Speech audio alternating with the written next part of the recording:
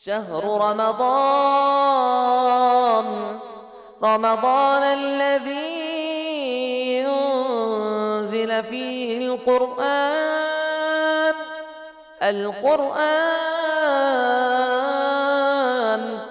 هدى للناس وبينات من الهدى والفرقان۔ قرآن حکیم کے 19ویں پارے کی تفسیر کا خلاصہ پیش کیا جا رہا ہے۔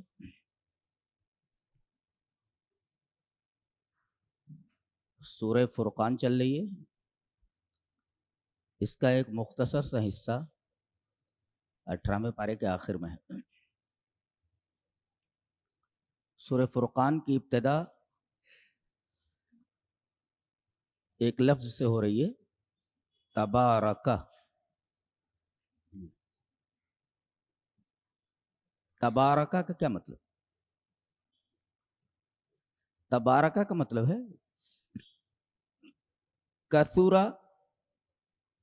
عطاؤہ ودام، اللہ کی عطا بہت زیادہ ہو اور ہمیشہ رہے، اسی کا نام برکت ہے۔ برکت کہتے ہیں کثرت الخیر ودوامہ، تو بابرکت ہے وہ ذات جس نے فرقان کو اپنے بندے پر نازل کیا۔ یہاں بابرکت کون ہے؟ اللہ۔ فرقان کیا ہے؟ قرآن حکیم۔ عبد کون ہے؟ جناب محمد رسول اللہ صلی اللہ علیہ وسلم۔ فرقان کے نزول کا مقصد کیا ہے؟ لیکون للعالمین نذیرا، یا رسول کی بعثت کا مقصد کیا ہے؟ تاکہ تمام لوگوں کو ڈرایا جائے اللہ تبارک تعالیٰ سے۔ تو یہ تبارکہ کا مطلب ہے۔ تبارکہ کا مطلب کثر عطاؤہ ودام، اللہ تبارک و تعالیٰ کی عطا کثرت سے ہو، کثیر ہو اور وہ دائم۔ یہ لفظ برکت سے ماخوذ ہے۔ یہاں ٹھہر کر ایک بہت ہی اہم بات ذہن نشین کر لیں کہ ایک شخص ہوتا ہے جس کے اوپر بڑی ذمہ داریاں ہوتی ہیں، بہت سی ذمہ داریوں کا بوجھ اس کے اوپر ہوتا ہے ایک، اور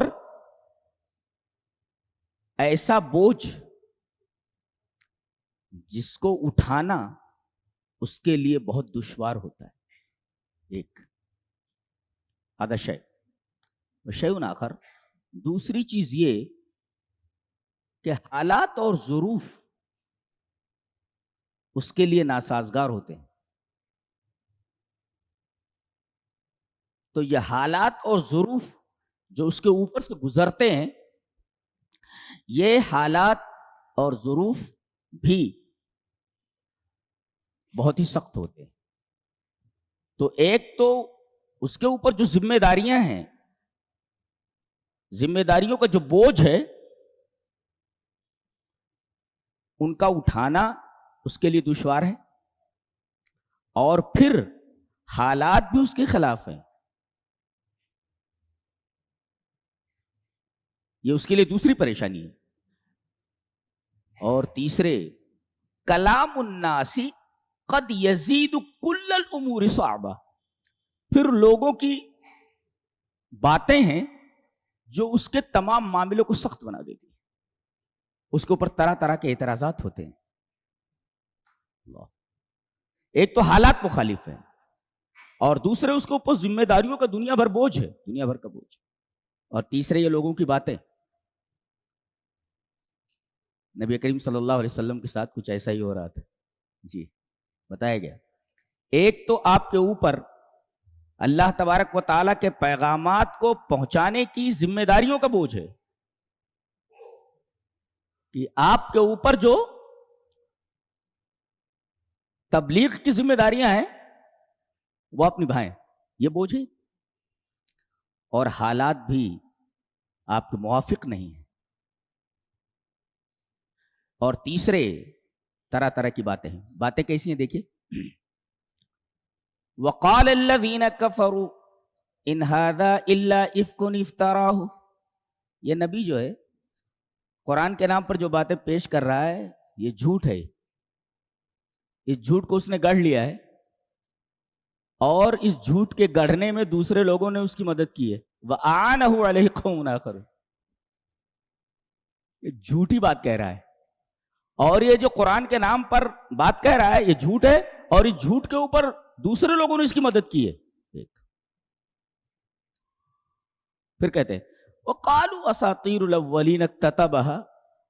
ارے یہ سب پرانے قصے ہیں، کہانیاں ہیں جو کہیں لکھی ہوئی تھیں، اسے مل گئی ہیں، وہ بیان کرتا پھر رہا ہے. تیسری بات وَقَالُوا مَا لِهَذَا الرَّسُولِ يَأْكُلُ الطَّعَامَ. کیسا رسول ہے یہ، کھانا کھاتا ہے. وَيَمْشِي فِي الْأَسْوَاقِ. اور کیسا رسول ہے، بازاروں میں چلتا ہے. یہ فرشتہ نہیں ہے اس کو کھانے کی ضرورت نہ پڑے، اور یہ کوئی بادشاہ نہیں ہے کمانے کے لیے اس کو بازار میں جانا پڑتا ہے. یہ رسول ہے. کہتے ہیں لولا انزل الیہ ملک. اس کے اوپر فرشتہ کیوں نہ اترا جو اس کے ساتھ ڈرانے والا ہوتا؟ وہ بولتا میں ان کے ساتھ ہوں. یا اس کے اوپر کوئی خزانہ کیوں نہیں ڈال دیا گیا؟ یا اس کے پاس باغ کیوں نہیں ہے کہ اس سے کھاتا ہو؟ کوئی بہت بڑا باغ ہوتا، اس میں طرح طرح کے پھلوں کے درخت ہوتے ہیں، اسے کھاتا ہو. اور پھر کہتے ان تتبعون الا رجلا مسحورا. یہ ایسا آدمی ہے جو جادوگر ہے یا اس کے اوپر جادو کیا گیا ہے. یہ اول فول باتیں کرتا ہے، مسحور ہے. اللہ کتنا اعتراضات ہیں. ایک تو وحی کی تبلیغ کی ذمہ داریوں کا بوجھ، اور دوسرے حالات و ظروف ناسازگار، اور تیسرے لوگوں کی یہ باتیں. بہت سارے انسان ایسے ہوتے ہیں جن کے اوپر اس طریقے کے حالات گزرتے ہیں. ایک تو گھریلو ذمہ داریوں کا بوجھ ہے، دوسرے باہر حالات صحیح نہیں ہیں، اور تیسرے لوگوں کی باتیں. ایسا نہیں ہے. تو بعض لوگ کہتے ہیں یمکنک ان تقول دعہم وکلامہم. ارے یہ لوگوں کی باتیں ہیں، آپ لوگوں کو چھوڑیے، ان کی باتوں کو چھوڑیے. لیکن ولا نولد بجلد التمسا.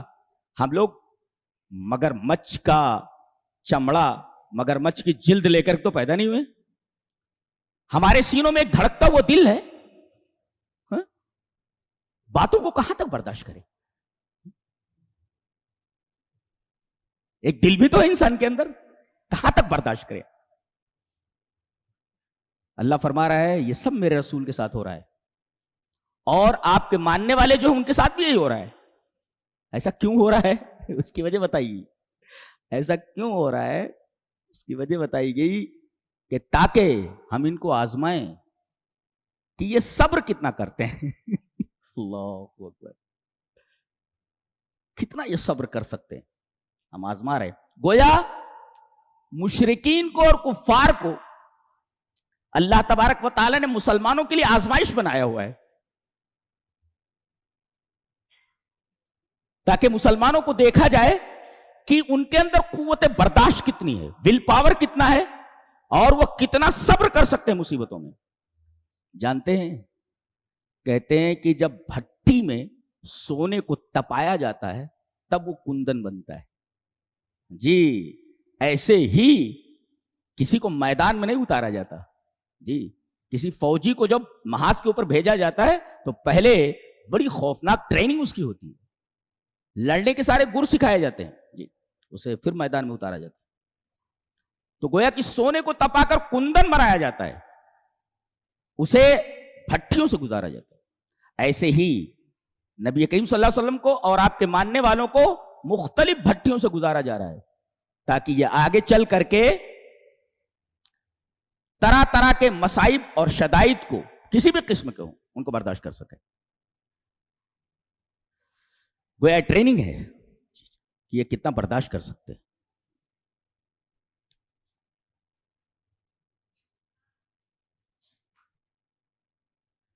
اس کے بعد ایک بات کہی جا رہی ہے کہ اس دن ظالم اپنے ہاتھوں کو کاٹے گا اور کہے گا یا لیتنی اتخذت مع الرسول سبیلا یا ویلتا لیتنی لم اتخذ فلانا خلیلا. اپنے ہاتھوں کو کاٹے گا حسرت اور ندامت سے اور کہے گا کہ کاش میں نے فلاں کو اپنا دوست نہ بنایا ہوتا. دوست خلیل کہتے ہیں ایسے گہرے دوست کو. یہ خے لام لام سے مشتق ہے جی. کوئی چیز رگو پے میں سرایت کر جائے اس کو خلت کہتے.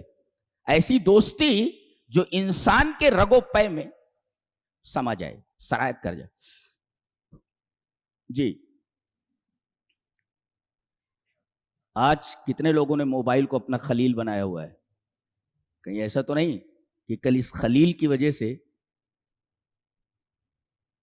آدمی کو دوزخ میں جانا پڑے اور بہت بڑی مصیبت میں مبتلا ہونا پڑے جی. اسی وجہ سے حدیث ہے کہ المرء علی دین خلیلہ, کہ آدمی اپنے دوست کے دین پر ہوتا ہے. فلینظر احدکم من یخالل, تو آدمی کو دیکھنا چاہیے کہ وہ کس کو دوست بنا رہا ہے. ہر ایک کو دوست نہیں بنایا جاتا جی. دوست وہی ہے جو اس کو نیکیوں کی طرف راغب کرے, اور سچا اور خیر خواہ دوست وہی ہے جو آدمی کو, اپنے دوست کو جنت کے راستے کی طرف لے جائے, اچھے کاموں کی طرف راغب کرے. اس کے بعد کہا گیا کہ وقال الرسول یا ربی ان قوم اتخذوا هذا القرآن مہجورا. کل قیامت کے دن رسول مقدمہ دائر کریں گے اللہ کی عدالت میں. عدالت اللہ کی ہے. دعویٰ دائر کرنے والا کون؟ رسول. کس کے تعلق سے؟ قرآن کے تعلق سے. کس پر؟ مدعا علیہ کون؟ آپ کے امتی. کس بات پر؟ کہ اے میرے رب, بے شک میری قوم نے اس قرآن کو چھوڑ دیا تھا, مہجور بنا. مہجور کا مطلب ان کے پاس موجود تو ہے مگر اس سے کام نہیں لے رہے ہیں, وہ مہجور چھوڑا ہوا ایسا بنا. امام غزالی نے کہا ہے, بعض اہل علم تو یہ کہا کہ من لم یقرأ القرآن فقد حجرہ, جس نے قرآن کو پڑھا نہیں, جو قرآن کو پڑھتا نہیں سمجھو اس نے قرآن کو چھوڑ دیا. اور من قرأ القرآن ولم یتدبر معانیہ فقد حجرہ, جو آدمی قرآن کو پڑھے تلاوت کرے لیکن اس کے معانی پر غور نہ کرے سمجھو اس نے بھی قرآن کو چھوڑ دیا ہے. ومن یقرأ القرآن ویتدبر معانیہ ولم یعمل بہ فقد حجرہ, جو قرآن کو پڑھے اس کے معنی پر غور کرے مگر عمل نہ کرے تو اس نے بھی سمجھو قرآن کو چھوڑ دیا. امام غزالی رحمت اللہ علیہ نے فرمایا کہ قرآن کے تعلق سے جب قرآن آدمی پڑھے تو تین چیزیں ایک ساتھ ہونی چاہیے. اللہ اکبر. کیا؟ زبان, عقل اور دل, یہ تینوں ساتھ ہونے چاہیے. فاللسان یرتل, زبان ٹھہر ٹھہر کر قرآن پڑھے. والعقل یترجم, اور عقل ترجمہ کرے, سمجھائے. اور والقلب یتعظ, اور دل نصیحت حاصل کرے. ایک بڑا آدمی بھی اتنی بڑی بات کہہ سکتا ہے. امام غزالی, اللہ,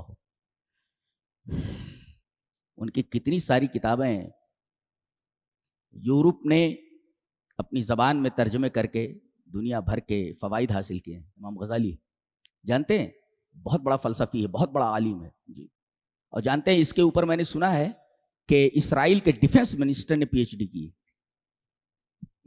اللہ, کتنا بڑا عالم ہوگا اسرائیل کے ڈیفنس منسٹر جس نے غزالی کے اوپر پی ایچ ڈی کی. ہم لوگ کہاں ہیں معلوم ہے؟ اسرائیل میں یہودی, ان کا سالانہ مطالعے کا ایوریج اوسط 72 کتابیں ہیں, ان کے مطالعے کا اوسط ایوریج, اور مسلمانوں کا صرف اور صرف 6 منٹ. 6 منٹ یہ ہمارا ایوریج ہے پڑھنے کا. ان کا ایوریج کیا ہے؟ 72 کتابیں پر ایئر. ایک سال میں 72 کتاب پڑھتا یہودی, اور ہم لوگ 6 منٹ پڑھتے ہیں. کہاں جائیں گے؟ کہاں جائیں؟ ہمارا حال یہ. علم کے باب میں ہم بہت پیچھے ہیں. دیکھو اتنے بڑے فلسفی کے اوپر, اتنے بڑے عالم کے اوپر پی ایچ ڈی کرنے والا اسرائیل کا ڈیفنس منسٹر ہے. تو قرآن جب آدمی پڑھے تو 3 چیزیں ساتھ میں ہونی چاہیے. ایک زبان, اور دوسرے عقل, اور تیسرے دل. زبان کا کام کیا ہے؟ اللسان یرتل, زبان پڑھے ٹھہر ٹھہر کر, یرتل. والعقل یترجم, اور عقل اس کا ترجمہ کرے. اور والقلب یتعظ, اور دل اس سے نصیحت حاصل کرے. یہ ہے قرآن کو نہ چھوڑنے کا انداز. اگر ان میں سے کوئی ایک کم ہو جائے تو سمجھو اس نے قرآن کو چھوڑ دیا. اور کل قیامت کے دن رسول اللہ صلی اللہ علیہ وسلم اس کے خلاف اللہ کی عدالت میں مقدمہ دائر کریں گے. عجیب بات تو یہ ہے کہ اس آیت کریمہ میں یا رب بیچ میں ہے. جی, یا رب بیچ میں, کھول کر دو. پورے قرآن میں کہیں یا رب کہیں بیچ میں نہیں آیا کسی آیت کے. یہ واحد آیت ہے جس میں یا رب بیچ میں ہے. وقال الرسول یا رب, بیچ میں ہے, وہ شروع میں نہیں ہے. وہ قرآن حکیم کی واحد آیت ہے جس میں یا رب بیچ میں آیا ہے. اللہ, رسول بولیں گے اے میرے رب, جس سے پتا چلتا ہے کہ یہ کوئی خاص بات ہے, بہت اہم بات ہے جس کا یہاں ذکر کیا جا رہا ہے. یعنی قرآن حکیم کو مہجور کیے جانے کی کیا سزا ہے, آدمی کو سوچ لینا چاہیے. اس کے بعد اللہ تبارک و تعالیٰ نے عباد الرحمن کا تذکرہ فرمایا ہے. عباد الرحمن, چلو پڑھتے ہیں. وعباد الرحمن الذین یمشون علی الارض ہونا. اللہ, ابن عاشور نے کہا ہے کہ یہاں اللہ تبارک و تعالیٰ نے عباد الرحمن کی 11 صفتیں بیان کی ہیں. اچھا, تھوڑا غور کرتے ہیں, ڈیپ میں جاتے ہیں. عباد الرحمن مانے رحمان کے بندے. عباد اللہ کیوں نہیں؟ وعباد اللہ الذین یمشون, ایسا کیوں نہیں کہا گیا؟ لتعلم, تاکہ آپ جان لیں, انہم لم یکونوا عباد اللہ الا برحمت من اللہ. یہاں رحمان لا کر کے بتایا, رحمان کے بندے, اللہ کے بندے نہیں کہا گیا, رحمان کے بندے کہا گیا, تاکہ تم جان لو کہ یہ اللہ کے بندے جو بنے ہیں یہ اللہ کے رحم سے بنے ہیں. اسی وجہ سے عباد الرحمن کہا گیا. عباد اللہ نہیں کہا گیا اللہ کے بندے, بلکہ عباد الرحمن کہا گیا. یہ اللہ کے بندے کیسے بنے ہیں؟ اللہ کی رحمت کی وجہ سے بنے ہیں. جی, تو سبب کو پہلے ذکر کر دیا گیا. وعباد الرحمن, اور یہ کہتے ہیں رحمان کے بندے, یہ اضافت ہے. عباد کی اضافت رحمان کی طرف ہے, یہ اضافت تفضیلیہ ہے, اس کو اضافت تفضیلی کہتے ہیں. یعنی اللہ کے افضل بندے جو سب سے افضل ہوتے ہیں, یہ اضافت تفضیلی ہے. عباد الرحمن. جی, ان کی پہلی صفت کیا ہے؟ یمشون علی الارض ہونا, یہ زمین پر بڑی نرمی سے چلتے ہیں. اللہ اکبر. ان کی چال کا تذکرہ گیا. مشیا, مشیا ٹو واک. جی, مشا یمشی, مشا یمشی ٹو واک, چلنا. یہاں چلنے کا تذکرہ کیوں ہے؟ نکتہ یہ ہے کہ آدمی کی چال آدمی کے مزاج کی دلیل ہوتی ہے. متکبر کو دیکھو کیسے چلتا ہے. جی, ایک پیسے والا کس طرح سے چلتا ہے. ایک خاکسار آدمی ہو, جب وہ اپنی کار سے اترتا تو بڑی خاکساری سے اترتا ہے. ایک متکبر کو دیکھو کس انداز سے اپنی کار سے اترتا ہے. یعنی جس طرف دیکھتا ہے وہاں تک اس کے باپ کا سب, اس کے باپ کی جائیداد ہے, جہاں تک دیکھتا ہے سب باپ کی اراضی ہے اس کی. ایسا تو آدمی کی جو چال ہوتی ہے نا, وہ اس کے مزاج کی دلیل ہوتی ہے. لہذا یہاں پر مشی کا تذکرہ کیا گیا. مشی, چلنا. چلتے ہیں کیسے؟ زمین پر نرمی سے. غور سے دیکھو, یہ چال کیسی ہے؟ ہون ہے, ہون. جی, ہون. ہون کا مطلب کیا ہے؟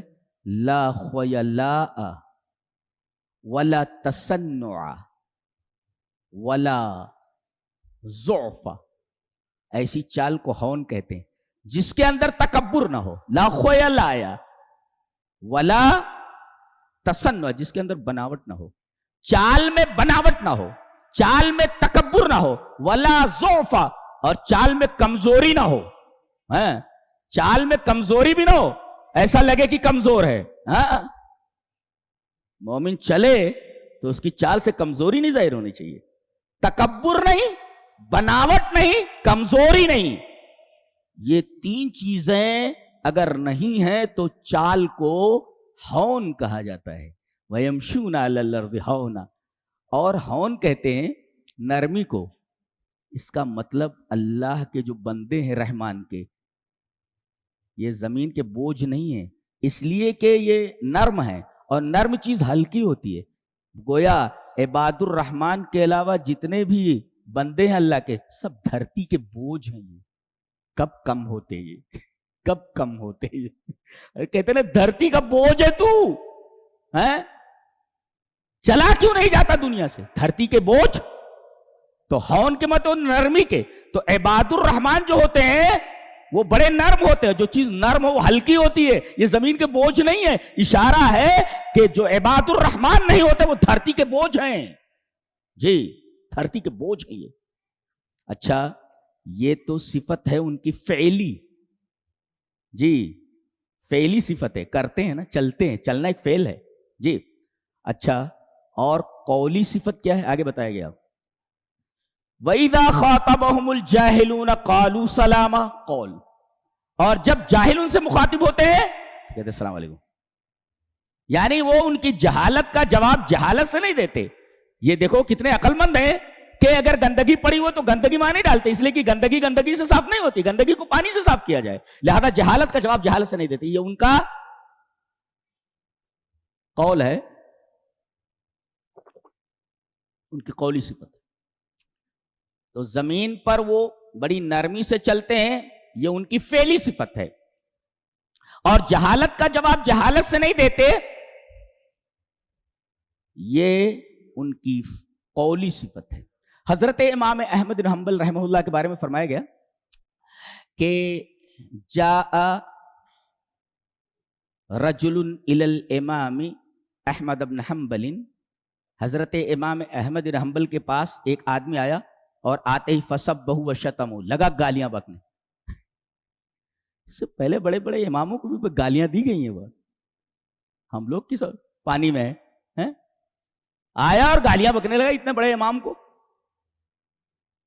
فقال له تلاميذه، جو اسٹوڈنٹس بیٹھے ہوئے تھے امام احمد بن حنبل کے، فرمایا رد علی هذا السفیہ، اس بھامٹے کو جواب دیجئے، اس بے وقوف بھامٹے کو جواب دیجئے. بھامٹا کیا بول رہا ہے؟ یہ بے وقوف کہیں کا.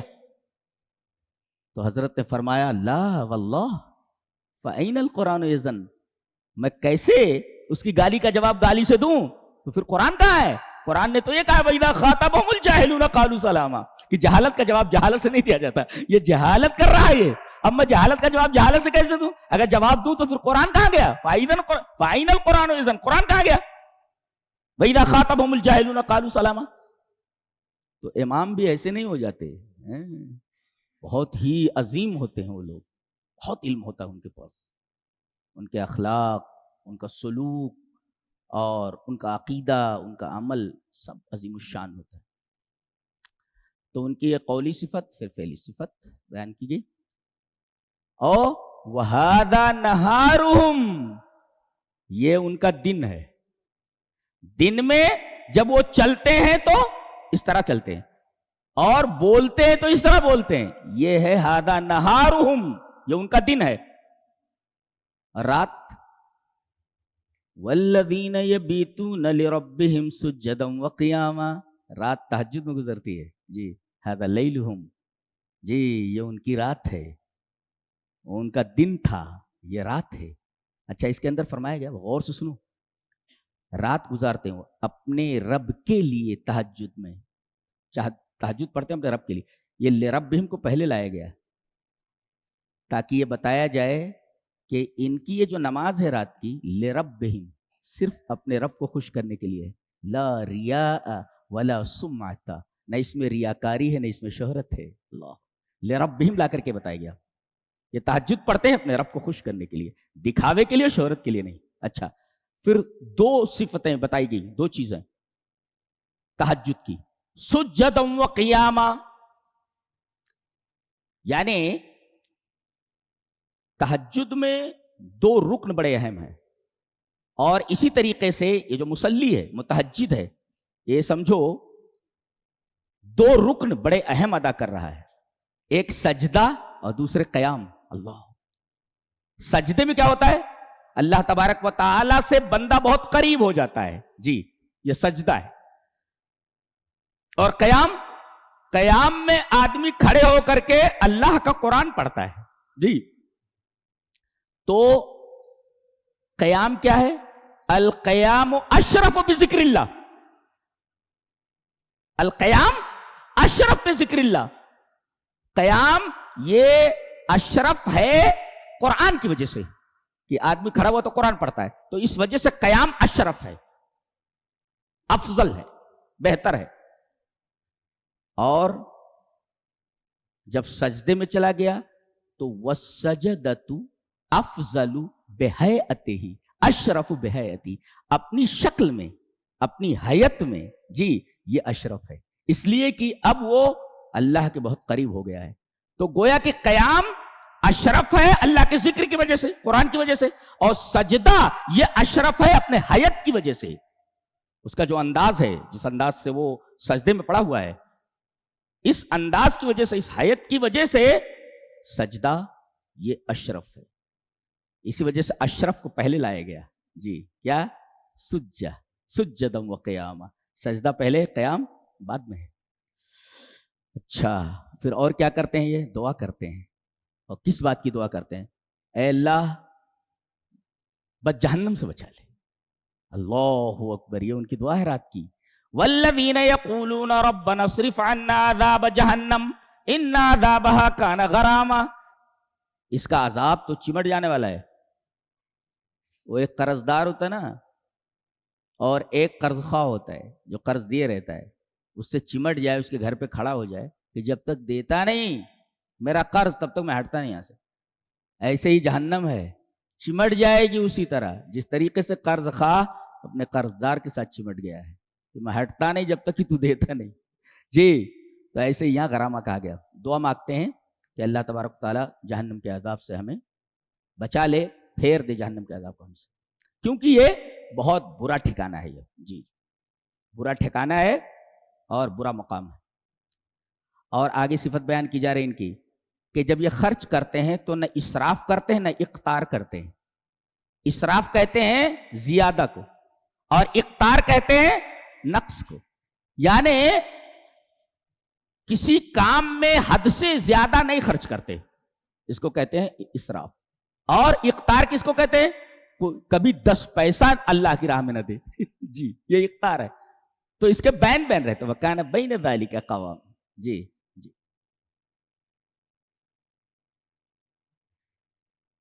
تو یہ زیادہ اتنا خرچ نہیں کرتے کہ حد اسراف میں داخل ہو جائے، اور ایسا بھی نہیں کہ چمڑی چلی جائے مگر دمڑی نہ جائے، ایسا بھی نہیں کرتے. تو اقتار بھی نہیں، اسراف بھی نہیں. اور آگے والذین لا يدعون مع اللہ الہا آخر، اللہ کے ساتھ کسی اور کو پکارتے نہیں، شرک سے دور رہتے. اور آگے ولا یقتلون النفس التي حرم اللہ الا بالحق ولا یقتلون النفس، کسی کا ناحق قتل نہیں کرتے. 11 صفت. ولا یزنون، اور زنا نہیں کرتے. جی ومن یفعل ذلک یلقى اثاما، جو ایسا کرے گا وہ آثام سے ملاقات کرے گا. ایسا نہیں کہا گیا کہ گنہگار ہوا، بلکہ وہ گناہ سے ملاقات کرے گا. جزا من جنس العمل، جیسا کرو گے ویسا بھرو گے. گناہ کیا تم نے تو گناہ سے ملاقات کرو گے. یہ دیکھو کتنی عجیب بات ہے. بولے تو ومن یفعل ذلک یلقى اثاما، جی گناہ ہو گیا. جی عظم التوبہ، دیکھیں اللہ تبارک و تعالیٰ نے توبہ کو کتنا عظیم بنایا ہے. توبہ آدمی کر لے تو کتنی عجیب بات ہے کہ اگر آدمی توبہ کر لیتا ہے، الا من تاب وآمن وعمل عملا صالحا، اگر آدمی توبہ کر لیتا ہے تو اللہ اس کی برائیوں کو نیکی میں بدل دیتا ہے.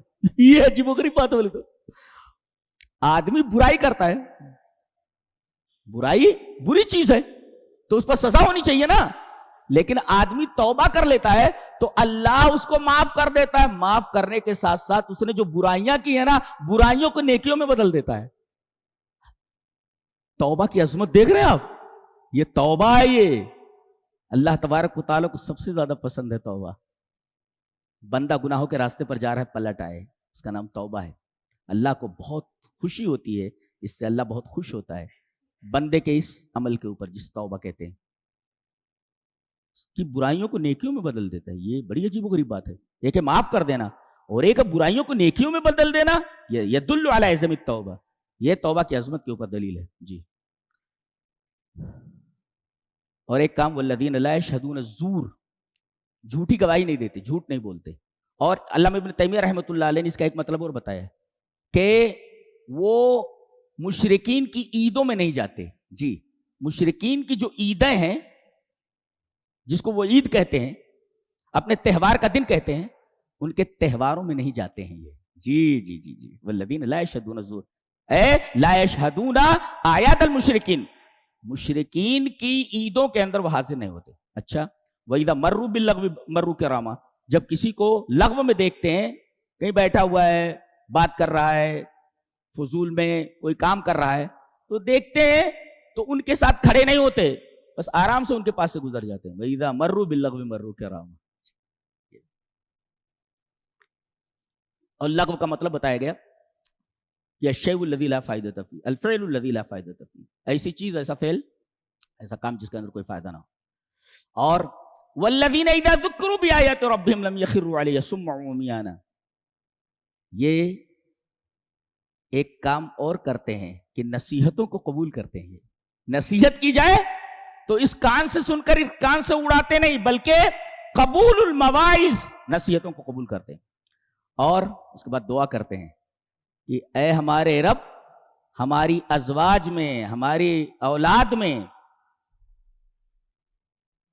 جتنے لوگ ہیں سب کو ہماری آنکھوں کی ٹھنڈک بنا دے. ایک, اور وَجْعَلْنَا لِلْمُتَّقِينَ إِمَامًا, ہمیں متقین کا امام بنا. جی, متقین کا امام بنانے کا مطلب, آپ جو ہے گھر کے بڑے ہیں تو کہتے ہیں اے ہمارے رب ہمیں متقیوں کا امام بنا.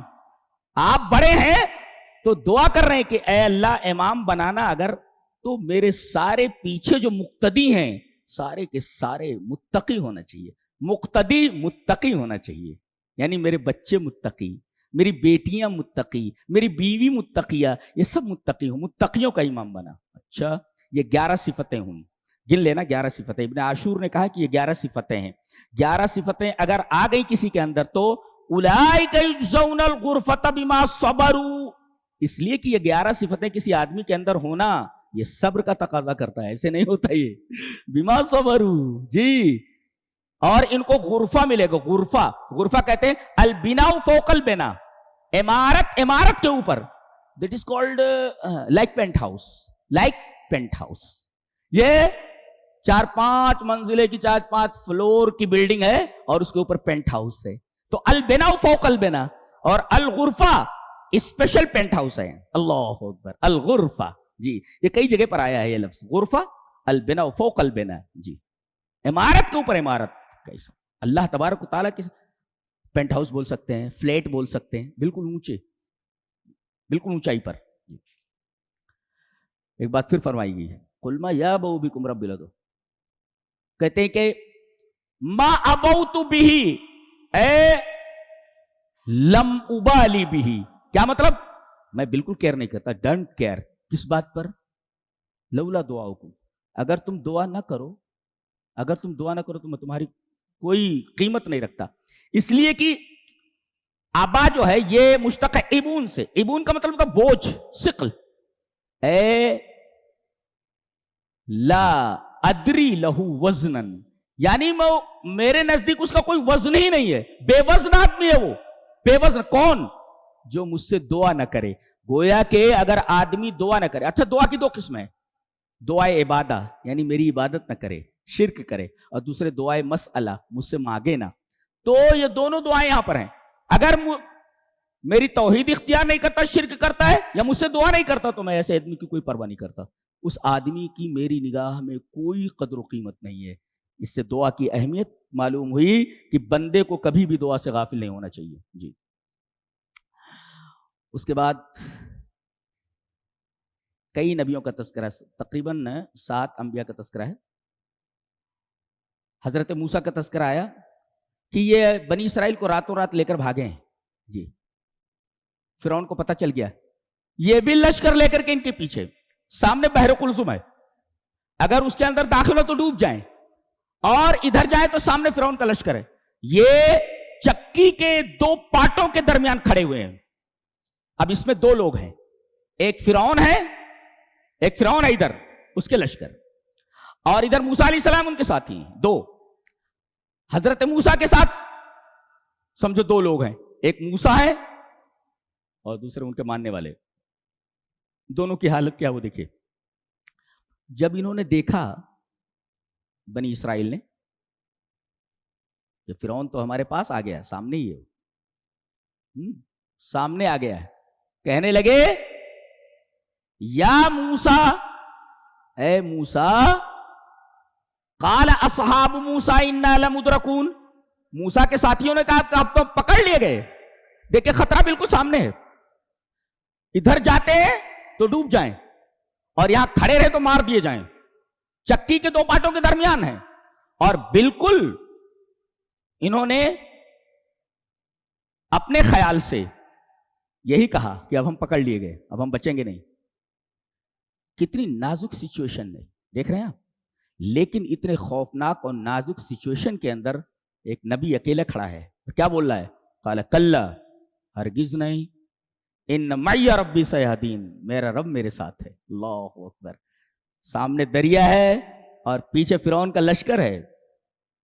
حضرت موسیٰ کے ساتھی پریشان ہو گئے کہ پکڑ لیے جائیں گے، لیکن نبی کیا بولتا ہے؟ لا کلا ان معی ربی، میرا رب میرے ساتھ ہے.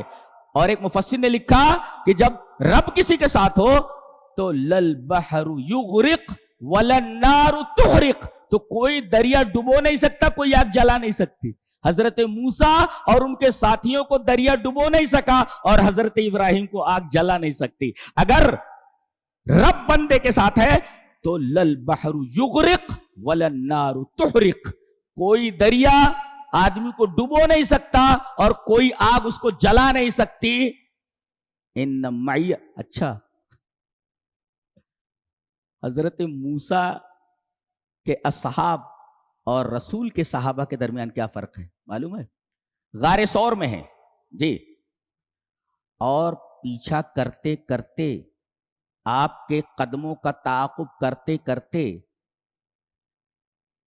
قریش مکہ کے جاسوس وہاں تک پہنچ گئے جہاں غار ثور میں نبی کریم صلی اللہ علیہ وسلم حضرت ابو بکر کے ساتھ چھپے ہوئے ہیں. آہٹ سن کر کے قدموں کی حضرت ابو بکر نے اوپر دیکھا تو پیر نظر آ رہے تھے، کانپ گئے. کہا کہ اللہ کے رسول، اگر انہوں نے نیچے دیکھ لیا تو ہم لوگ پکڑ لیے جائیں گے. دیکھو وہی سچویشن ہے موسیٰ کی اور نبی کریم صلی اللہ علیہ وسلم دونوں کی، ایک ہی سچویشن. دیکھیں آپ. اچھا، دونوں کے حالات ملتے جلتے ہیں. ایک چیز ابھی میں نے پڑھی کہ موسیٰ میں اور حضرت یوسف میں ایک مماثلت ہے، ایک ایگزٹ کرتا ہے، ایک انٹری مارتا ہے. جی یہ بھی ہے ایک دونوں میں، موسیٰ میں اور یوسف. چلو کبھی اس پر بیان کریں گے انشاءاللہ. تو یہ انہوں نے کہا کہ اللہ کے رسول، اگر نیچے انہوں نے دیکھ لیا تو ہم پکڑ لیے گئے. نبی نے کیا کہا؟ لا تحزن ان اللہ معنا، غم مت کر، اللہ ہمارے ساتھ ہے. اور یہ کیا کہہ رہے ہیں؟ ان معی ربی، اللہ میرے ساتھ ہے. ان کو شامل نہیں کیا انہوں نے، اس لیے کہ حضرت ابو بکر کا ایمان پہاڑوں کی طرح تھا، ان کا ایمان بہت کمزور تھا. لہذا نبی کریم صلی اللہ علیہ وسلم نے اپنے ساتھ حضرت صدیق کو شامل کر لیا. ان اللہ معنا، ہمارے ساتھ ہے. اور حضرت موسیٰ نے اپنے اصحاب کو اپنے ساتھ شامل نہیں کیا کیونکہ یہ پہلے سے ہمت ہار چکے تھے. اسی وجہ سے انہوں نے کہا میرا رب میرے ساتھ ہے، ہمارے ساتھ نہیں، میرے ساتھ. دیکھ رہے ہیں آپ نبی کریم صلی اللہ علیہ وسلم کے صحابہ میں اور موسیٰ کے اصحاب میں کیا فرق ہے جی. قال کلا ان معی ربی سیہدین، میرا رب میرے ساتھ ہے. جی جی. تو اب بچنا ہے، کرنا کیا؟ اب کہہ رہے میرا رب میرے ساتھ ہے، تو رب تو ہدایت دے گا نا، رب تو راستہ دکھائے. سیادین میرا رب میرے ساتھ ہے، راستہ دکھائے گا. فوراً یہ توکل ظاہر کرنا تھا کہ میرا رب میرے ساتھ ہے. فاوحینا، مان بات، فاتاقیب، فوراً دیر نہیں ہوئی. جیسے ہی انہوں نے کہا میرا رب میرے ساتھ ہے، پورے یقین کے ساتھ، پورے توکل کے ساتھ، فوراً وحی آئی. فاوحینا الی موسیٰ ان اضرب بعصاک الحجر بعصاک البحر. پتھروں پر مارتے تھے، آج دریا پر مارنا ہے. دریا پر مارا تو دریا پھٹ کر کے اس کا دونوں طرف کا پانی پہاڑوں کی طرح کھڑا ہو گیا، بیچ میں راستہ بن گیا. فانفلق فکان کل فرق کالطود العظیم. اللہ، پانی کی صفت بدل دی گئی. پانی کی صفت کیا ہے؟ سیلان، بڑھنا، بہنا. جی، پانی کبھی پتھر نہیں بنتا. دیکھیے پانی کو پتھر بنا دیا گیا ہے. یہ ہے توکل. ان معی ربی سیہدین، میرا رب میرے ساتھ.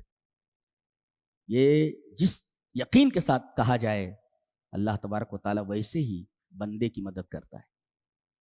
تو اس پوری چیز کا تعلق یقین کا اور پورے توکل کا تعلق دل سے. دل کی جس گہرائی کے ساتھ یہ الفاظ ادا کیے گئے، فوراً ہی مدد آ گئی. یہ ڈنڈا تمہارے ہاتھ میں مارو، دریا راستہ دے دے گا. دریا کبھی راستہ دیتا ہے؟ دریا کا پانی بیچ میں، دریا کا پانی پھٹ کر کے دونوں طرف پہاڑوں کی طرح کبھی کھڑا ہوا ہے؟ یہ قاعدہ ہے کیا کائنات کا؟ کائنات کوئی قاعدہ ہی نہیں ہے. لیکن توکل دیکھ رہے ہیں، ان معی ربی، میرا رب میرے ساتھ ہے. وہ راستہ دکھائے گا، راستہ بتا دیا گیا. فوراً ہی فاوحینا الی موسیٰ ان اضرب بعصاک البحر فانفلق فکان کل فرق کالطود العظیم. بیچ میں راستہ بن گیا. ایک کے لیے یہ راستہ رحمت اور دوسرے کے لیے یہی راستہ زحمت. راستہ ایک ہی ہے جی. کبھی کبھی کوئی نعمت ہوتی ہے تو ایک کے لیے یہ نعمت رحمت ثابت ہوتی ہے اور کسی کے لیے زحمت. موسیٰ اور موسیٰ کے ساتھیوں کے لیے یہ راستہ نعمت تھا، رحمت تھا، اور فرعون اور اس کے ساتھیوں کے لیے زحمت. حضرت موسیٰ اور ان کے ساتھی سانپ بچ کر نکل گئے کہ اللہ کی رحمت. راستہ وہی ہے جی، لیکن فرعون اور اس کے ساتھی اسی راستے میں آئے، ان کو غرقیاب کر دیا گیا. راستہ وہی ہے. اللہ اکبر. ایک کے لیے رحمت ہے، دوسرے کے لیے زحمت ہے.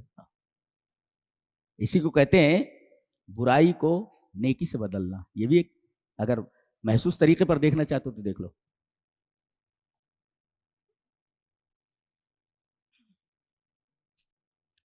یہاں تقریباً ہر نبی کے واقعے کے بعد 3 آیتیں آتی ہیں.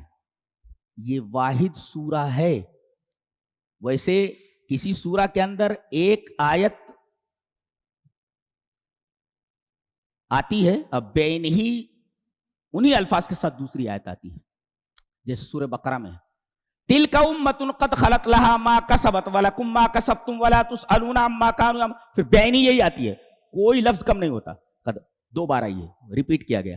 لیکن یہ واحد سورہ ہے کہ اس میں 3 آیتیں بار بار آ رہی ہیں انہی الفاظ کے ساتھ ساتھ. یہ واحد سورہ ہے. ایسی سورہ پورے قرآن میں نہیں ہے. کیا؟ ان فی ذلک لآیہ وما کان اکثرهم مؤمنین وان ربک لہو العزیز الرحیم.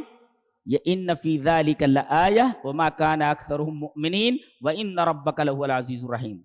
تقریباً 7 دفعے ہے. بینی انہی الفاظ کے ساتھ، لفظوں میں کوئی کمی نہیں کی گئی. اللہ، یہ واحد سورہ ہے.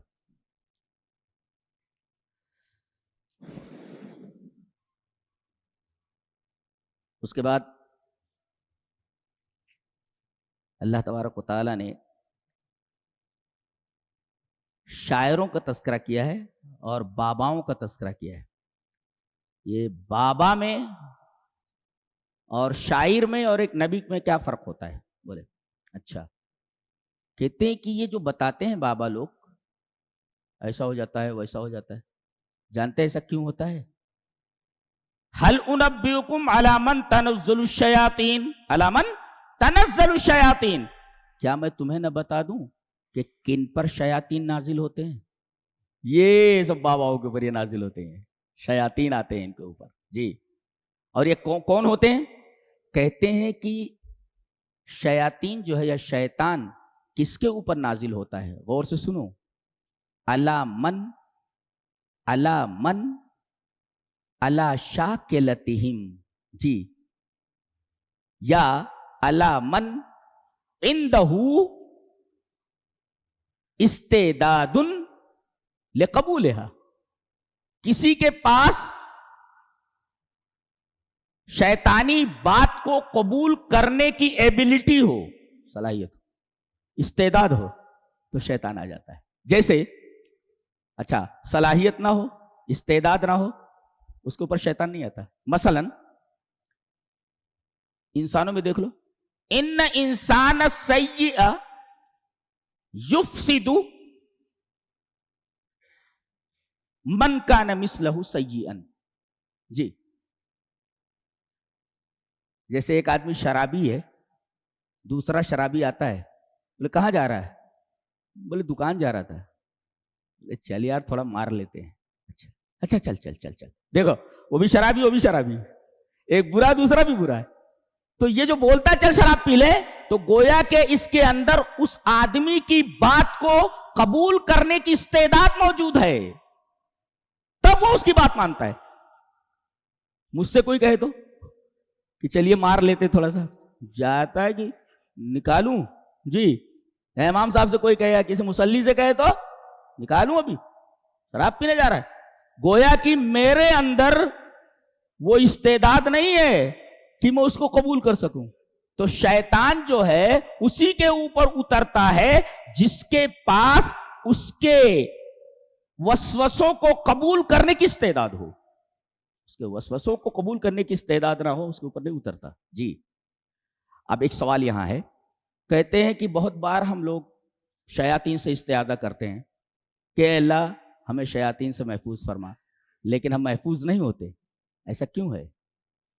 جواب اس کا یہ ہے کہ حل استعاذت بقلبک، دل کی گہرائیوں سے تم نے استعاذہ کیا ہے کہ زبان سے خالی کیا ہے؟ تو گویا کہ زبان سے آپ نے استعاذہ کیا، اندر تو شیطان کے وساوس کو قبول کرنے کی استعداد موجود ہے. لہذا اگر شیطان آپ کے اوپر مسلط ہو جاتا ہے، آپ کے دل میں وسوسہ ڈال لیتا ہے، اس کا مطلب یہ ہے کہ آپ کا ایمان کمزور ہے. جی، اس لیے کہ اگر استعداد تھوڑی بھی ہے، اس کے وسوسوں کو قبول کرنے کی آ جائے گا وہ. جی، تو شیطان کن کے اوپر اترتے ہیں یہ بتایا گیا. شیاطین کن کے اوپر اترتے ہیں؟ تنزل والا کو، جھٹے کے اوپر اور گنہگار کے اوپر. اس لیے کہ آدمی جھوٹا ہو گیا، گنہگار ہو گیا، تو اب اس کا دل تو خراب ہو ہی گیا نا. اللہ تبارک و تعالیٰ نے ہر انسان کو فطرت کے اوپر پیدا کیا ہے، لیکن غلط ماحول میں پڑھ کر کے اس فطرت کو معاصی سے کالا کر لیتا ہے، ناپاک کر لیتا ہے. تو اب ناپاک کے اوپر نہیں اترے گا تو کس کے اوپر اترے گا؟ جی، تو تنزل والا کل افاک نسیم. اس کے بعد شعراء کا تذکرہ آیا. جی، یہ تو بابا لوگ ہیں جن کے اوپر شیاطین اترتے ہیں، کچھ اپنی طرف سے بتا دیتے ہیں وغیرہ وغیرہ. کوئی چھو کرتا ہے، کوئی چھا کرتا ہے. ایک تو ایسا ہے، وہ ایسے ایسے پڑھتے پڑھتے وہ لوگ بیٹھے رہتے بیل کی طرح، اور وہ لاؤڈ اسپیکر میں چھو کرتا ہے ایسے. یہ دیکھو، یہ کچھ ایک نیا نمونہ آیا ہوا ہے بازار میں. ایسے نمونے قیامت تک ایسا آنے لگے، دجال کے آنے تک یہ چھوٹے چھوٹے نمونے آتے رہیں گے. ان کو دیکھتے رہو، ان کو دیکھتے رہو. قرآن حکیم بتاتا ہے یہ کون کون سے نمونے ہیں. یہ سب نمونے ہیں. یہ اب شاعر کہتے ہیں ان کی اتباع کرنے والے کون ہیں؟ شاعروں کی. بولے گمراہ لوگ، غاوی لوگ. جی، یعنی ایک ہوتا اتباع، یعنی، لیکن یہاں ایک ہے، ایک ہوتا تبع اور ایک ہوتا اتباع. تو یہاں یہ نہیں کہا گیا والشعراء یتبعہم الغاوون، والشعراء یتبعہم الغاوون. تو تبع میں اور اتباع میں فرق ہے، اس لیے کہ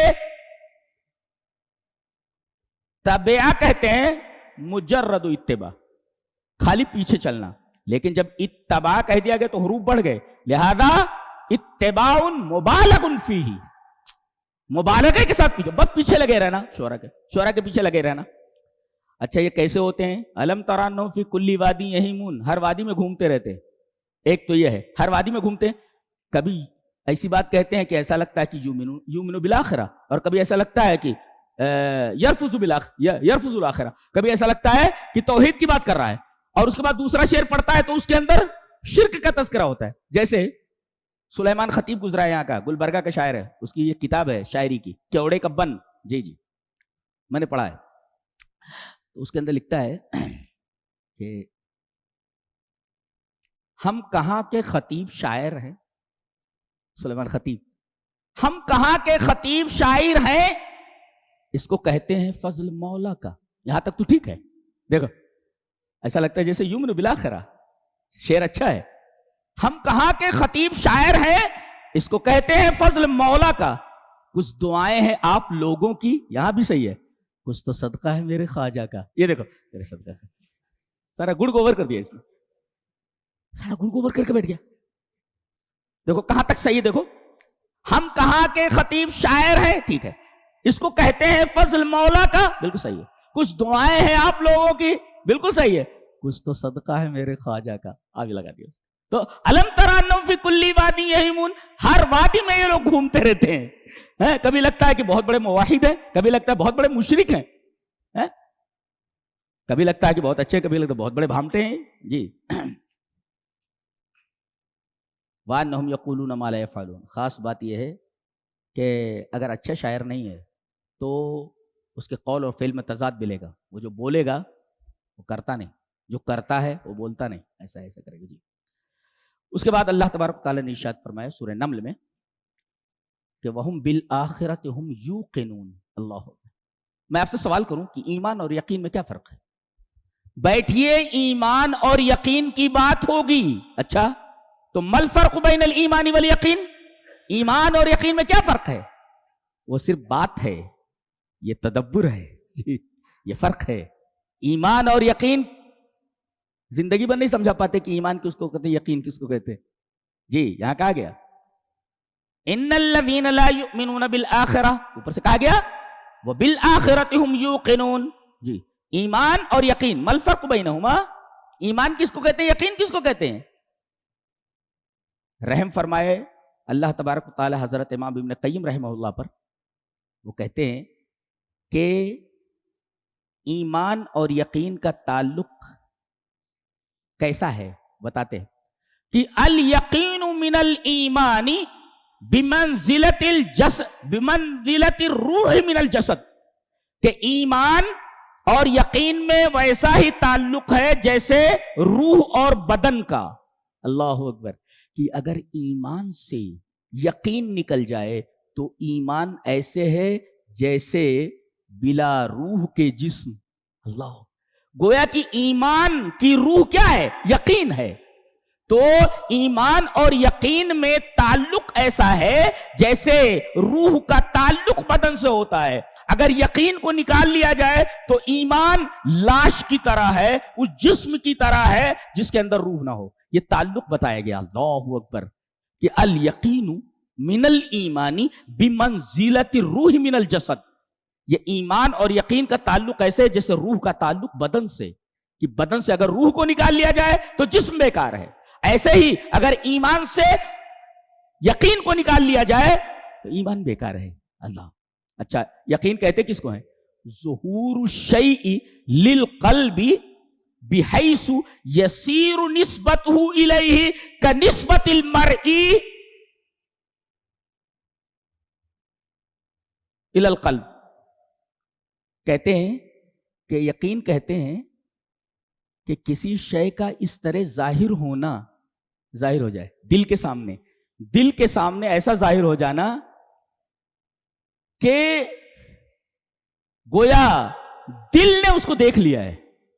اللہ. اس کا مطلب یہ ہوا کہ آخرت کے اوپر یقین کرنے کے لیے کہا گیا ہے وَهُمْ بِالْآخِرَةِ هُمْ يُوقِنُونَ. جی آخرت پر ایمان رکھیے تو یقین رکھیے. یقین کا مطلب یہ ہوا کہ آخرت کو آپ اس طرح مانے جیسے آپ اپنی آنکھوں سے آخرت کو دیکھ رہے ہوں.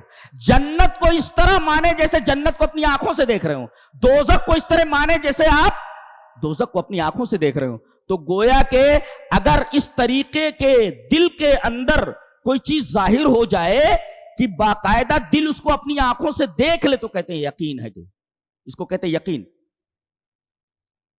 گویا کہ یہ یقین بالکل آدمی کسی چیز کو دیکھ لے اپنی آنکھوں سے، ایسا لگے اس کو. بغیر دیکھے ہوئے ایسا لگے کہ دیکھا ہوا ہے تو اس کو یقین کہتے جی. اس کے بعد حضرت سلیمان علیہ السلام کا تذکرہ بہت غور سے بہت اہم بات کہی جا رہی ہے کہ اللہ تبارک و تعالی نے حضرت سلیمان کو داؤد کو علم دیا تھا. علم اللہ وَلَقَدْ آتَيْنَا دَاؤُودَ وَسُلَيْمَانَ عِلْمًا. آگے کچھ نہیں کہا گیا, حکمہ اکمہ نہیں کہا گیا, صرف علم دیا گیا. مفسر لکھتا ہے کہ اگر تمدنی تفوق اور برتری چاہیے تمدن میں, تہذیب میں, تو آپ کو علم حاصل کرنا ضروری ہے جی. اس لیے کہ حضرت سلیمان کے زمانے کا تمدن بہت اعلیٰ درجے کا تمدن تھا, بہت اعلیٰ درجے کی سویلائزیشن تھی جی جی جی. تو تفوق ہزاری کے لیے, ایک برتر تہذیب کے لیے علم ضروری ہے. جتنا علم آئے گا تہذیب اس معاشرے کی اتنی زیادہ برتر ہوگی. تو تفوق ہزاری کے لیے, بہترین تہذیب کے لیے, اعلیٰ تہذیب کے لیے علم ضروری ہے جی. ایک اور دوسرے الاہتمام باللغات المختلفہ. مسلمانوں کو ایک زبان نہیں کئی زبانیں سیکھنی چاہیے. حضرت سلیمان علیہ السلام چڑیوں کی زبان سمجھتے تھے, چیونٹی کی زبان سمجھتے تھے جی, جنوں کی زبان سمجھتے تھے جی. آپ نے جن کبھی دیکھا ہی نہیں, وہ جنوں سے بات کرتے تھے, جن کی زبان میں بات کرتے ہیں, ان سے بات کرتے تھے باقاعدہ. ہدہد چڑیا ہے, اس سے بات کرتے تھے. چیونٹی کیا کہہ رہی ہے, چیونٹی کی بات سمجھتے تھے. تو الاہتمام باللغات المختلفہ, مسلمانوں کو چاہیے کہ مختلف زبانیں, مختلف ڈیفرنٹ لینگویجز وہ پڑھیں. آج کورٹ سے ایک پیپر آ جاتا ہے, ہمارے بچوں کو پڑھنا نہیں آتا کہ اس میں لکھا کیا ہے, کہاں آ گئے ہیں ہم, اللہ ہم کو معلوم نہیں کہ وکیل نے کورٹ سے جو میٹر آیا ہے, جو لیٹر آیا ہے, اس لیٹر کے اندر کیا لکھا ہوا ہے معلوم ہے. تو الاہتمام باللغات المختلفہ ایک چیز یہ ہے. اور یہاں جو چیونٹی کا تذکرہ ہے بڑا عجیب و غریب ہے. چیونٹی نے کہا کہ اے چیونٹیوں اپنے اپنے گھروں میں داخل ہو جاؤ. ابھی دیکھو خطرہ پہنچا نہیں, خطرہ دور ہے. نکتہ یہ ملا کہ لوگوں کو خطرہ آنے سے پہلے اپنی حفاظت کی پوری تیاری کر لینی چاہیے. ایک چیونٹی نے بتایا ہے. دیکھو خطرہ آ رہا ہے تو خطرے سے پہلے وہ بول رہی اپنے اپنے بلوں میں گھس جاؤ. یعنی خطرہ آ رہا ہے, خطرہ محسوس ہوتے ہی اس خطرے سے بچنے کے لیے پوری تیاری کر لینی چاہیے. یہ قرآن حکیم بولتا ہے. ایک اچھا, اور وہ کہہ رہی ہے چیونٹی کہ وَهُمْ لَا يَشْعُرُونَ, کہیں لاشعوری میں ہمیں کچل نہ دیں. اللہ اکبر. گویا چیونٹی کے پاس یہ سمجھنے کی صلاحیت ہے کہ شعور کیا ہوتا ہے اور لاشعور کیا ہوتا ہے, کانشس کیا ہوتا ہے اور سب کانشس کیا ہوتا ہے. اللہ اکبر. اتنی چھوٹی سی مخلوق ہے یہ. جانتے ہیں اس کا اعصابی نظام کیسا ہے, اس کے نرو سیلز کتنے ہیں؟ میرا خیال ہے کہ 2,50,000 2.5 لاکھ نرو سیلز ہیں اس کے, اعصابی خلیے اس کے, نرو سیلز اس کے. اور اللہ اکبر, اس کے اندر تنظیم و حرکت المرور یعنی ٹریفک کا جو نظام ہے, ٹریفک سسٹم, یہ انسانوں کے ٹریفک سسٹم سے بہت ہی اعلیٰ ہے. یتفوق علی البشر, انسانوں کے ٹریفک سسٹم سے کہیں زیادہ اعلیٰ درجے کا ہے جی. کبھی کبھی ایسا ہوتا ہے کہ بھیڑ بہت زیادہ ہے, چیونٹیوں کا آپ دیکھو بھیڑ بہت زیادہ ہے, تو کیا کرتے ہیں کہ ساری چیونٹیاں ایک لائن میں کھڑی ہو جاتی ہیں اور دوسری چیونٹیاں ان کے اوپر سے گزر جاتی ہیں, یہ پل بن جاتی ہیں. یہ یعنی کم جگہ میں کس طریقے سے گزرنا اور حادثہ نہ ہو. اللہ اکبر. گویا کہ تنظیم و حرکت المرور, یعنی اگر آپ کو ٹریفک سسٹم سمجھنا ہے کہ اعلیٰ درجے کا ٹریفک سسٹم کیا ہوتا ہے, وہ چیونٹیوں کو دیکھو. چیونٹیوں کا جو ٹریفک سسٹم ہوتا ہے وہ دیکھیں آپ. جگہ بہت کم ہے, حادثہ نہ ہو. حادثے سے بچنے کے لیے کم جگہ میں گزرتے کیسے, ایک لائن میں چیونٹیاں کھڑی ہو جاتی ہیں اور اس کے بعد دوسری چیونٹیاں ان کے اوپر سے گزرتی ہیں, پل بن جاتی ہیں. تو انہیں علم ہے کہ شعور کس کو کہتے ہیں اور لاشعور کس کو کہتے ہیں, کانشس کیا ہے, کانشسنس کیا ہے اور سب کانشسنس کس کو کہتے ہیں. یہ نفسیات کا ایک بہت ہی ٹیڑھا مسئلہ ہے، کانشس اور سب کانشس. چیونٹی سمجھ رہی ہے وہ لا شعورون. شعور کیا ہے؟ اللہ شعور کیا ہے چیونٹی کو معلوم ہے. اللہ اکبر، دیکھ رہے ہیں آپ. اور پل بن جاتی ہے. حادثہ ہوئے بغیر تمام چیونٹیوں کا کہیں ٹکراؤ ہوئے بغیر آرام سے گزر جانا، یہ چیونٹیوں کا تنظیم حرکت المرور ہے، ٹریفک سسٹم ہے جی. اور اتنی ہوشیار ہے کہ اس کا جو سینسر ہے بدن کا، یہ فضا کے اندر نمی کو محسوس کر لیتا ہے، اور جیسے ہی نمی کی زیادت کو محسوس کرتی ہے فوراً یہ مٹی کو اپنے سوراخ کے پاس جمع کرنے لگتی ہے تاکہ پانی اس کے گھر میں نہ چلا جائے. جی جی جی جی جی. اور یہی سینسر جو ہے اسی کو ریڈ کر کے پڑھ کر کے محکمہ موسمیات بھی نمی کو محسوس کر کے پیشین گوئی کرتے ہیں کہ فلاں جگہ اتنی بارش ہو سکتی ہے، ہوگی نہیں، ہو سکتی ہے. یہ فور ٹیلنگ ہے جی. یہ سینسر تو اس کے اندر بھی لگا ہوا ہے. کس کے؟ بہت اعلیٰ درجے کا سینسر ہے چیونٹی کے اندر جی. اور یہ اتنی ہوشیار ہے کہ یہ جب گیہوں لے جاتی ہے اندر اپنے بل کے اندر تو 2 ٹکڑے کر دیتی ہے، اس لیے کہ اگر 2 ٹکڑے کر دے تو 2 ٹکڑے کرنے پر گیہوں دوبارہ اگتا نہیں. لیکن عجیب بات ہے، دھنیا جو کوتمیر ہوتی ہے نا، کوتمیر کا بیج اگر لے کر کے جاتی ہے تو 2 ٹکڑے نہیں کرتی، 4 ٹکڑے کر دیتی ہے، اس لیے کہ 2 ٹکڑے کرنے کے بعد ایک ایک ٹکڑے سے پھر پودا نکلنا شروع ہو جاتا ہے. لہذا چیونٹی کیا کرتی ہے، دھنیے کا بیج جب لے جاتی ہے تو اس کو 4 ٹکڑوں میں بانٹ دیتی ہے. کس نے سکھایا اس کو جی؟ کس نے سکھایا؟ یہ میرے رب نے سکھایا ہے، جس کا تذکرہ قرآن حکیم میں. خود یہ ساری باتیں اس بات کی دلیل ہیں کہ ایک رب موجود ہے جی. انسان کہاں بھٹک رہا ہے. یا ایھا النمل ادخلوا مساکنکم لا یحطمنکم. حتم یحتم، حتم کہتے ہیں کسر شیء صلب، کسی سخت چیز کو چورمر کر دینا. حتم کا مطلب ہے چورمر کر دینا، ایسے چورمر کر دینا یعنی اس طرح توڑ دینا کہ جڑ نہ سکے. ایک نکتہ بتاؤں، انسان کی آنکھ میں ایک ہی عدسہ ہے، ایک ہی لینس ہے. عدسہ مینس لینس. انسان کی آنکھ میں ایک لینس ہے، مگر چیونٹی کی آنکھ میں ایک لینس سے زیادہ ہیں، کئی لینسز ہیں اس کی آنکھ میں. اسی وجہ سے وہ حرکت کرتی ہوئی چیزوں کو دیکھ لیتی ہے جی. تو ایک لینس موجود ہے انسان کی آنکھ میں اور ایک سے زیادہ لینسز موجود ہے چیونٹی کی آنکھ میں. اور جس طرح لینس ٹوٹ جائے تو پھر جڑتا نہیں ہے، وہ بدلنا پڑتا ہے، شیشہ ہوتا ہے وہ ایک طریقے سے. ایسے ہی حتم کا مطلب ہے ایسا توڑ دینا کہ جڑ نہ سکے. اس کا مطلب چیونٹی کی آنکھوں کا مطالعہ کر کے غالباً لینسز بنائے گئے ہیں انسانوں کی آنکھ میں لگانے کے لیے.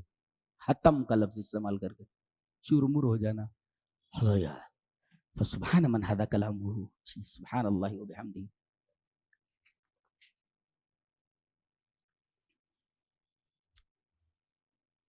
ایک دفعہ دیکھا کہ ہدہد نہیں ہے. بولے کدھر گئے؟ کدھر گیا؟ تھوڑی دیر میں اڑتا اڑتا آیا. اس سے پتا چلا کہ نبی کو غیب کا علم نہیں ہوتا ہے. کدھر گیا بولے تو کدھر گیا؟ نبی کو غیب کا علم نہیں ہوتا. تھوڑی دیر میں آیا، بولنے لگا احطت بما لم تحط به، مجھے ایسی بات کا علم ہے جس بات کا علم آپ کو نہیں ہے.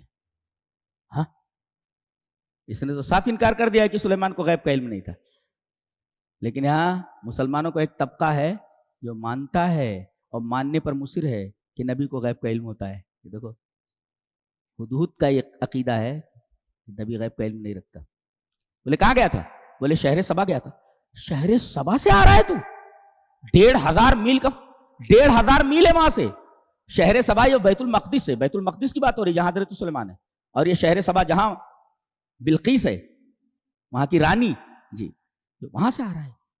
پھر وہ سب حالات بیان کر رہا ہے کہ وہاں ایک بڑا تخت ہے اور ایک عورت حکومت کرتی ہے اس کے اوپر، اور میں نے دیکھا کہ وہاں اللہ کی عبادت نہیں ہو رہی ہے بلکہ سورج کی پوجا کر رہے ہیں لوگ.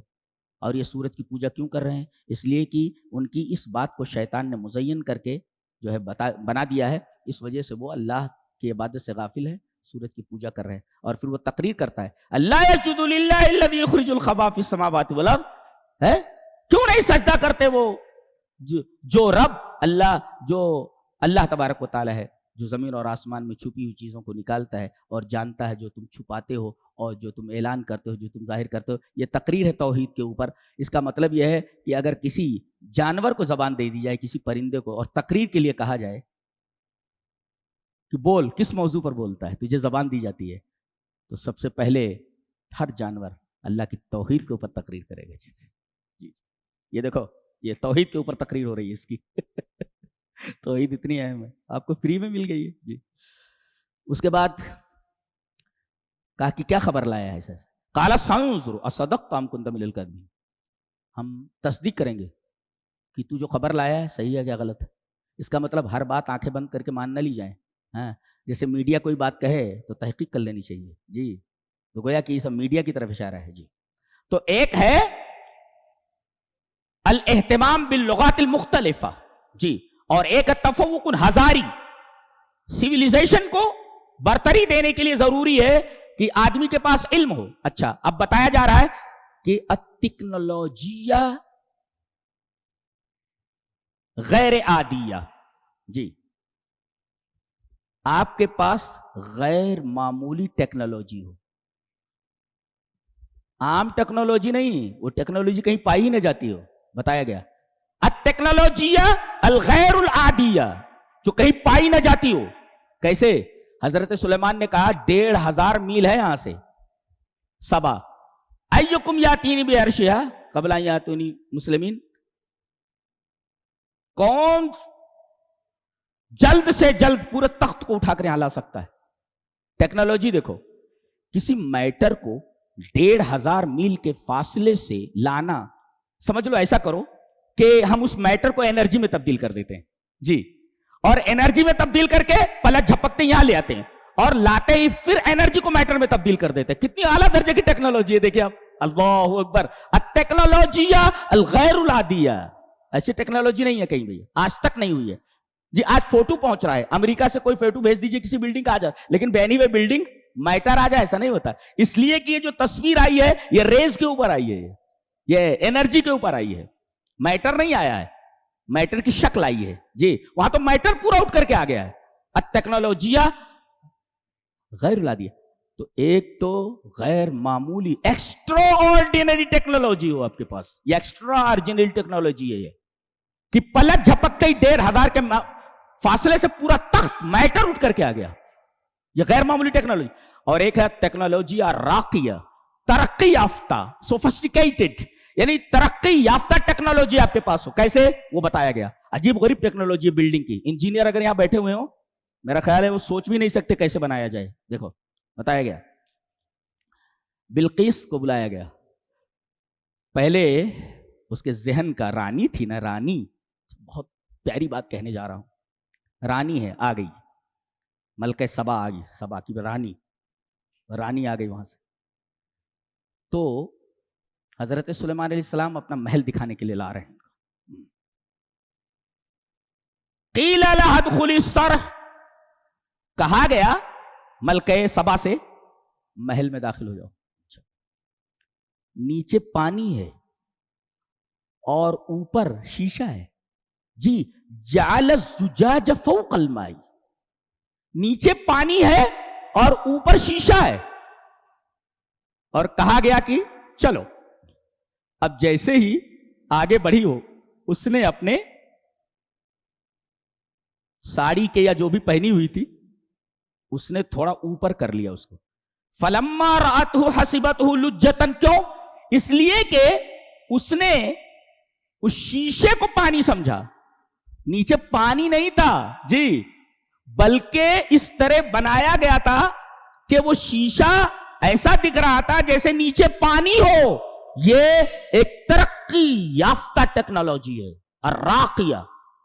اس طرح شیشہ کا فرش بنا ہوا شیشے کا کہ ملکہ سبا جب داخل ہوئی تو ایسا لگا جیسے نیچے پانی ہو. جی جبکہ پانی نہیں تھا نیچے. تو اس نے اپنے پائچے اوپر چڑھائے. ایک نکتہ بتاؤں عورتوں کے لیے کہ یہ رانی ہے، ابھی ایمان نہیں لائی ہے. اس کا لباس کہاں ہے؟ نیچے تک ہے. ساق، ساق کہتے ہیں منڈلی کو، یہ ساق ہے، یہاں سے لے کر کے یہاں تک یہ ساق ہے. घुटने से लेकर के टखने तक, ये जो पूरा एरिया है, ये घुटने से लेकर टखने तक, दैट इज कॉल्ड साक, साक। तो उसने अपने साक से थोड़ा सा ऊपर उठाया, पता ये चला कि रानियों और शहजादियों के लिबास नीचे होते हैं, ऊपर नहीं होते। आज तो पूरी टांगें खुली रहती हैं जी, ये शहजादियों के लिबास हैं जिससे उनकी पिंडली ढकी रहती है जी।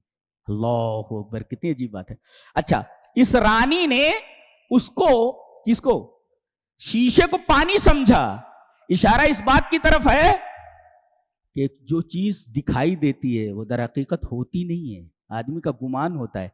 ऐसे ही यूरोप से जो तहजीब आ रही है वो देखने में ऐसे ही है जैसे ये लुज्जा उसको दिखाई दिया। मां लुज्जा मौजमुल मां, यानी पानी की एक लहर दिखाई दे रही थी उसको, हालांकि वो पानी की लहर नहीं थी, यानी है कुछ, दिखाई दे रहा है कुछ। ऐसे यूरोप से तो तहजीब आ रही है, आदमी समझ रहा है बहुत अच्छी है, हकीकत में बहुत खराब है ये। फलम्मा रातु हसिबतहु लुज्जा व कशफत अन साक़िहा। और लड़कियां नंगी क्यों हो रही हैं, बताया जा रहा है इसलिए कि उन्होंने शीशे को पानी समझ लिया है जी, शीशे को पानी समझ लिया। फलम्मा रातु हसिबतहु लुज्जतन, रानी ने जब देखा उसको तो उसको पानी गुमान किया, मौज गुमान किया। वह कशफत अन साक़िहा, जैसे ही उसको महसूस हुआ, जाना कि ये पानी है, जबकि वो पानी नहीं था, उसने अपने पाइचे चढ़ा लिए, जबकि कपड़ा नीचे था, उसने कपड़े को ऊपर क्यों किया, इसलिए कि उसने देखा कि ये पानी, हालांकि पानी नहीं था। ऐसे यूरोप से जो तहजीब दरामद होती है ये औरतों को नंगा करने के लिए होती है। ये जो दिखाई देती है वो है नहीं, वो है नहीं। वो समझ में आ गया ना क्या कहना चाहता हूं मैं इस आयत करीमा की रोशनी में। क़ाल इन्नहु सर्हुम मुमर्रद मिन क़वारीर, इंजीनियरिंग के लिए, इंजीनियर बच्चों के लिए शीशे का चिकना महल है, शीशे का महल है पूरा का पूरा चिकना। इसमें एक नुक्ता और ये है कि अल्लाह मना नहीं करता कि ऐशो आराम की जिंदगी बंगले बना करके रहो, मना नहीं करता, लेकिन अल्लाह को मत भूलो। देखो ऐसा महल बनाया उन्होंने कि तुम सोच भी नहीं सकते जी, उसमें रह रहे हैं, लेकिन अल्लाह को नहीं भूल रहे हो जी। तो आप बंगला बनाइए, आराम से रहिए, नौकर चाकर रखिए, कोई मसला नहीं है, शीशे का महल बना लीजिए, लेकिन अल्लाह को मत भूलिए। क़ाल इनो, यानी ऐशो आराम की जिंदगी जीने से इस्लाम मना नहीं करता, अच्छे से अच्छा खाओ, अच्छे से अच्छा पियो, अल्लाह की नेमत है, ये रोकता नहीं है, लेकिन अल्लाह को मत भूलो जी। क़ाल इन्नहु सर्हुम मुमर्रद मिन क़वारीर, ऐसा महल है, ऐसा बंगला है कि आदमी सोच भी नहीं सकता, बनाना तो छोड़ो आप, शीशे का चिकना महल है। मुमर्रद तमरीद, तमरीद कहते हैं उसको अमलस बनाना, यानी चिकना बनाना। अल्लाहु अकबर, एक अजीब गरीब महल है, देख रहे हैं ये टेक्नोलॉजिया राकिया, एक तरक्की याफ्ता टेक्नोलॉजी है इंजीनियरिंग की, बंगला बनाने की। और वो टेक्नोलॉजिया गैर आदिया, यानी एक्स्ट्रा ऑर्डिनरी टेक्नोलॉजी के पलक झपकते ही 1500 मील के फासले से कोई मैटर चला है, एक्स्ट्रा ऑर्डिनरी टेक्नोलॉजी है जी। अल्लाहु अकबर।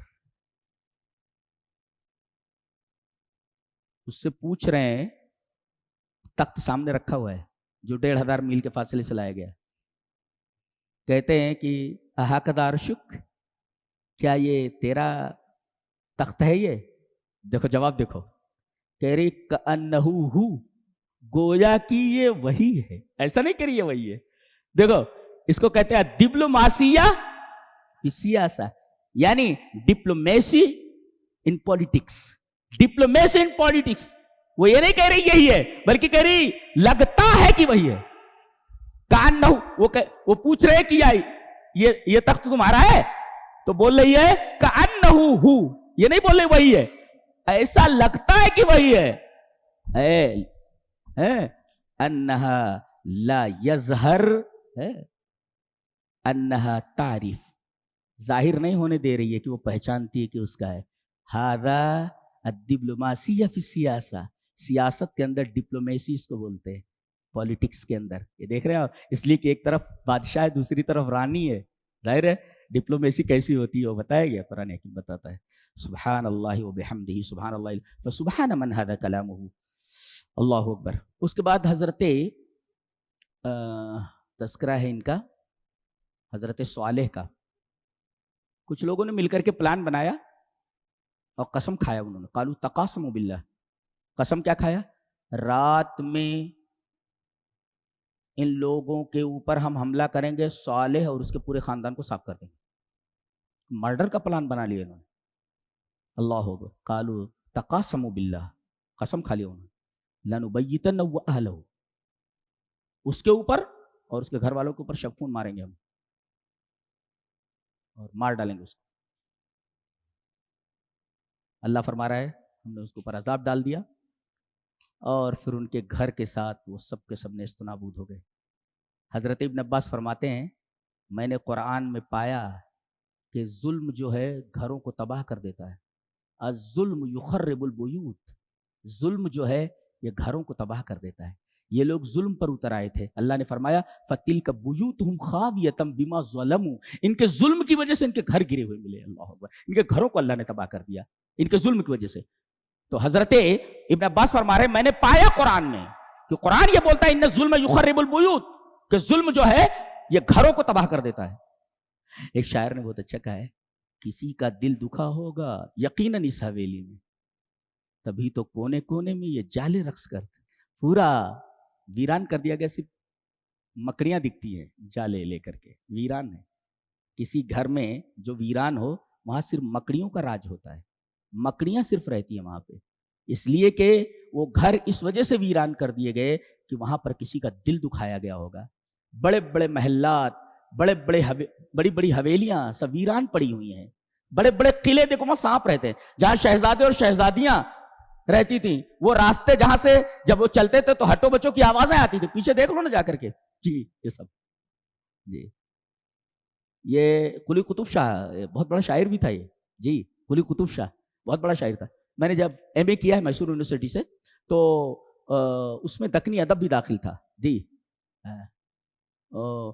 اٹھیا، اٹھا کو اٹھیا، ایسا ہم لوگ پڑھتے تھے، یہ کس طریقے سے الفاظ ہوتے، تائیں نہیں ایسا ہوتا تھا۔ وہ خطیب بھی بعض شاعری اس کی اس میں کہتا ہے کہ